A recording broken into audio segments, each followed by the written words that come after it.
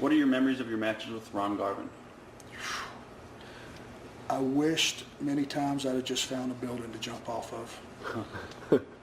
He liked to kill me. It was, I don't know what to say.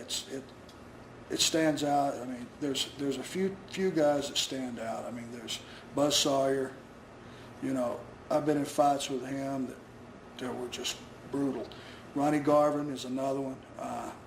Besides being just a great wrestler, Ronnie Garvin could stretch you with just his legs and just stand up over you, and he'd have you hooked with just his legs. His arms would be free. Slap you in the face, you know, chop you till your chest bled. But he didn't mind standing there taking it either. So he's a guy I really respected and carried himself as a gentleman outside the ring. How about Dusty Rhodes? Again, most charismatic guy I ever been in the ring with. He could talk him into the arena, and when he got him there, Dusty could perform. And for a guy his size, you know, to have that much charisma, you never, you know, there was always, and I was never one of the guys because, let's face it, like I said, I didn't have one of those great bodies either. There was always the downside of Dusty's body and the fact that he wasn't in shape. In the bell ring, you never saw Dusty Rhodes' body. You saw this charisma that loomed around him, and he hooked the crowd and he held them in, bell to bell. Somebody was saying, I forgot who it was, that Dusty liked to book himself to Tully because Tully made him look so good. So. That's absolutely right. All right. Yeah. What about Nikita Koloff?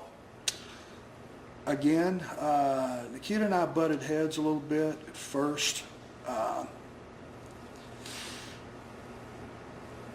Nikita was smart. Let me just preface it by saying he was smart enough to know what he wanted from the business. He came in, he lived thrifty, he saved his money. He never missed towns. He worked hard, stayed in the gym. Guy had an incredible body. He had an incredible look. His intensity was up. And he got what he wanted out of the business, and he got out. And I respect that. He walked away instead of hobbling away, like a lot of us have. He and I butted heads on some occasions because he didn't treat some of the underneath guys properly. And I had a problem with that. I think he's had a change in heart lately, but in that particular time, there was a couple of verbal instances where he would come on the plane late, the private plane, and there'd be someone sitting there, and he'd order an underneath guy to their seat or something, and that didn't gel with me. So we had some problems along those lines.